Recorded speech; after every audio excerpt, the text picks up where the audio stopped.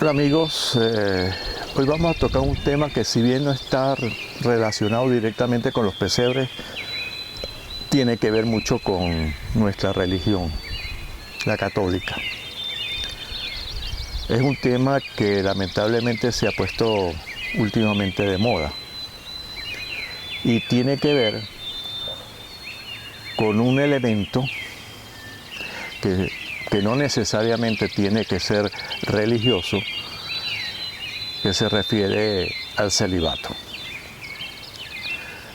Soy Luis Lamanacreus, de Pesebres Artesanales, y ese es el tema de hoy.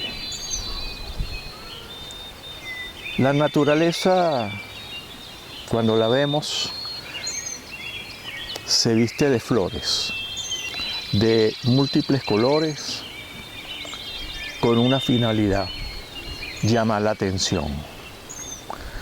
Llamar la atención de insectos, de pájaros, para poder ser fertilizada. Fertilización. En el Génesis se dice que cuando recién Dios crea a Eva, le dice a Adán: crezcan y reproduzcanse. Hay otro elemento. Después del diluvio, o si queremos un poquito antes de que ocurriese el diluvio, cuando las hijas de Noé se están metiendo en el arca, su preocupación era: ¿y si no hay hombres, cómo vamos a engendrar? Después que pasa el diluvio, las aguas bajan, Dios le dice a Noé: ahora crezcan y reproduzcanse. Para el judaísmo, el celibato era una ofensa a Dios, porque el mandato de Dios era reproducirse, engendrar, procrear. Todos los primeros discípulos de Jesús, casi todos eran casados. Juan era el único soltero. Y sí, decidió ser célibe hasta el final de sus días. Pero no era la opción, no era lo usual, no era la costumbre, porque el mandato divino era a que hubiese nuevas generaciones de humanos, no que se extinguiese la especie con un celibato. Muchas veces nos olvidamos de lo esencial de la naturaleza, de una cosa sobre todo interesante. De entre todos los mamíferos, el único que no tiene periodos de celo es el ser humano. ¿Se han preguntado por qué será? ¿Por qué el humano siempre está en celo? Los ejemplos en la Biblia son múltiples, en donde Dios concede ya en edad avanzada el milagro de la nueva vida. Otros ejemplos que podemos encontrar en la Biblia es lo que a nosotros, a nuestros ojos, nos puede parecer un poco chocante, y es la serie de incestos o desear la mujer del prójimo. El rey David, por ejemplo, deseaba a la esposa de su mejor amigo y mariscal de campo, general, y lo manda al frente de batalla para que lo maten y poderse quedar con ella. Abraham mismo, su primogénito, no lo tiene con su mujer, que era infértil hasta ese momento, sino con las esclavas. Y después de eso sí, Sara queda en estado, engendra. Y a raíz de ese engendro es la promesa de que será padre de muchas generaciones humanas. Para el judaísmo entonces, y para los primeros cristianos, la concepción del celibato no era una opción, era una maldición. ¿Qué consecuencias puede traer esto? Bueno, en la Iglesia Católica es a raíz del Concilio de Letrán en el 1139 cuando se empieza a hablar de celibato.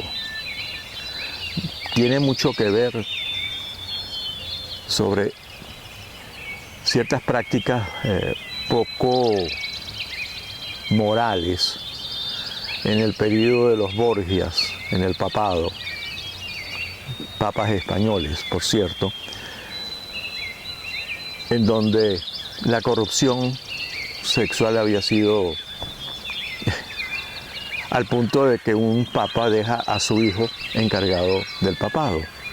Hace todo lo posible para que también al hijo lo nombren papa. Son periodos un poco fuertes, como lo que estamos viviendo hoy en día. En muchas naciones se está hablando de ese karma que carga la Iglesia Católica de la pederastía. Esa es una forma, una manifestación del sexo humano. No está bien vista, nunca ha estado bien vista, pero ha existido a través de la historia. Obstinarse en algo que desde el mismo Pablo de Tarso, a quien le debemos mucho de lo que somos los cristianos, en la epístola a Timoteo hace unas ciertas recomendaciones. Es necesario que el obispo sea irreprochable, casado una sola vez, casto, dueño de sí, de buenos modales, que rija fácilmente en su casa con capacidad para enseñar, que sepa gobernar su propia casa y mantener a sus hijos obedientes y bien criados, pues si no sabe gobernar su propia casa, ¿cómo podrá guiar la casa de Dios? Eso lo dice Pablo. Lo mismo afirma sobre los diáconos. Los diáconos deberán ser casados una sola vez y que gobiernen bien sus hijos y su casa. En la Iglesia Católica Oriental está permitido el matrimonio de los sacerdotes. En la Iglesia Ortodoxa es necesario que antes de ordenarse los sacerdotes estén casados. Se ha permitido en el siglo pasado a sacerdotes anglicanos que se convierten en la Iglesia Católica seguir casados. En mi caso particular, en mi vida, recuerdo que con 3 semanas de diferencia, 3 amigos de infancia hicimos la primera comunión. Y cuando mi gran amiga de infancia hizo la suya, el párroco de su iglesia era casado. Estamos hablando del año 57. Pío XII era el papa en ese momento. Después del concilio XV, en las iglesias ortodoxas bizantinas se estableció una ley que exigía que los sacerdotes fueran casados. Inclusive se llegó a establecer que un viudo no podía seguir siendo sacerdote. Después de la muerte de Pío XII, sucede Juan XXIII. Y lo primero que hace Juan XXIII es convocar un concilio Vaticano II.